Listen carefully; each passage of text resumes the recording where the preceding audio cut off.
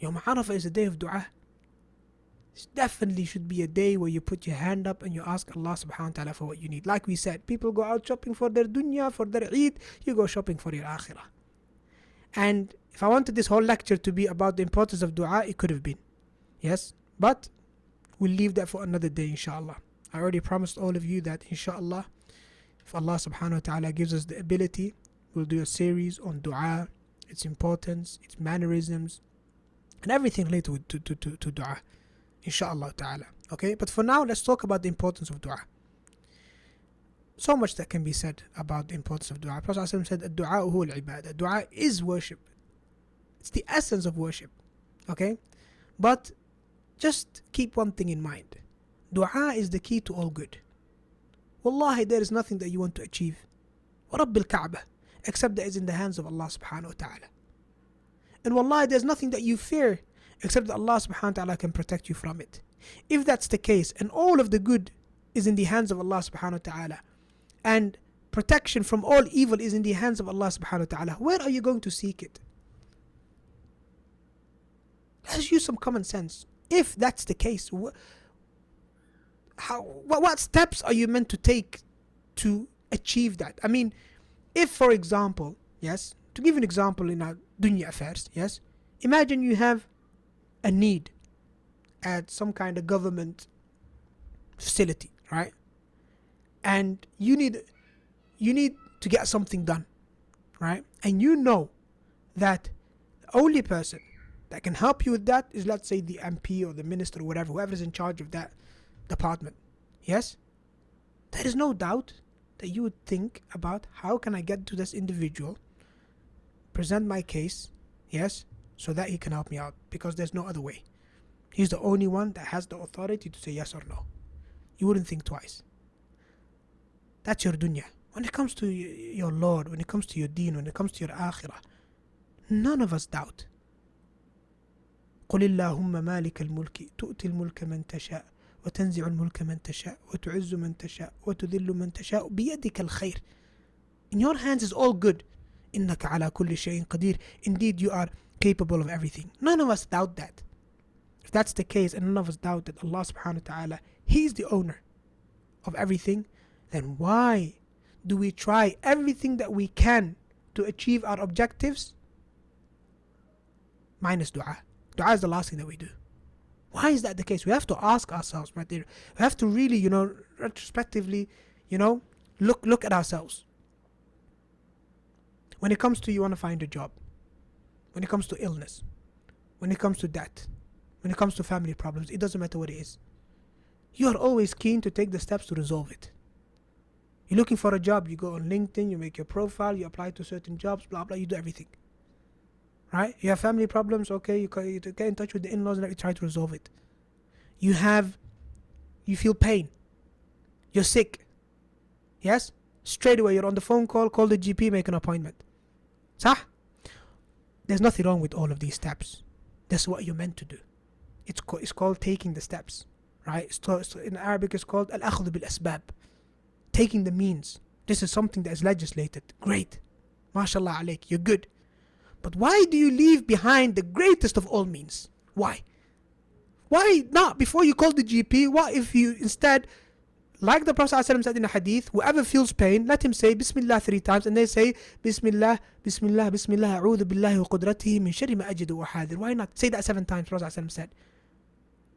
I seek refuge in Allah and Allah Ta'ala's ability to do everything, from the evil of that which I feel and what I fear.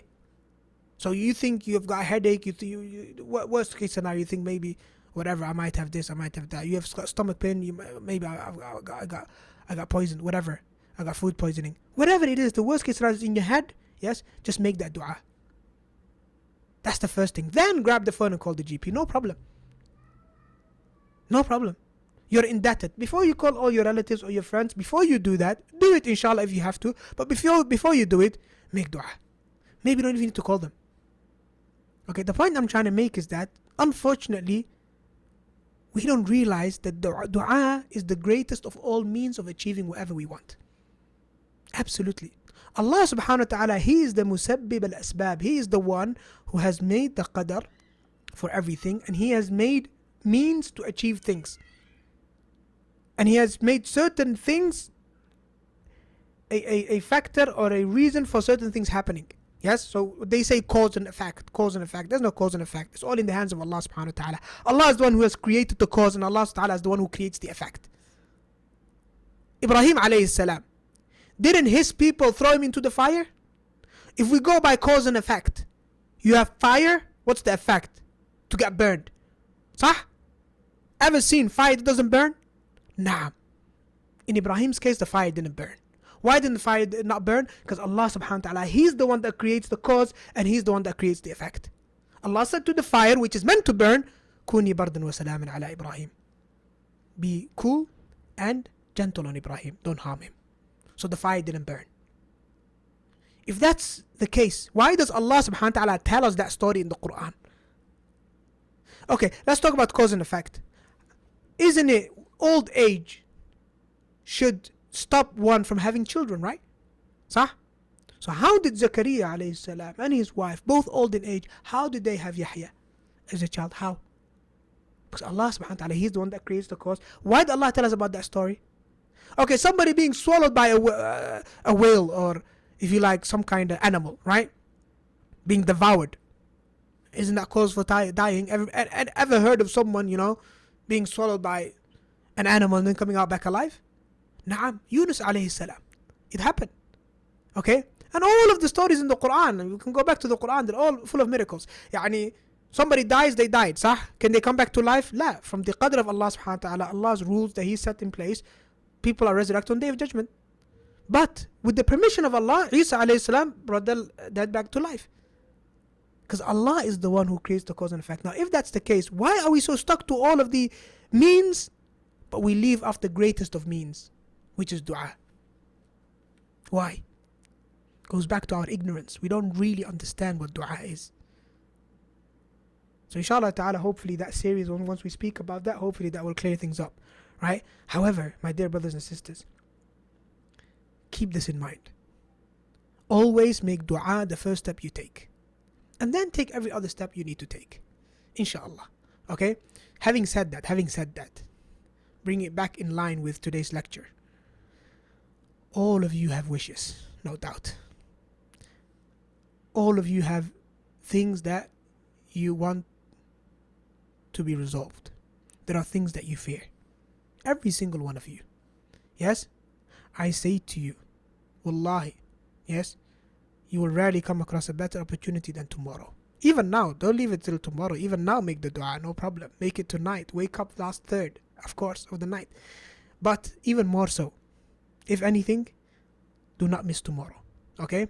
Dua is the key to all good.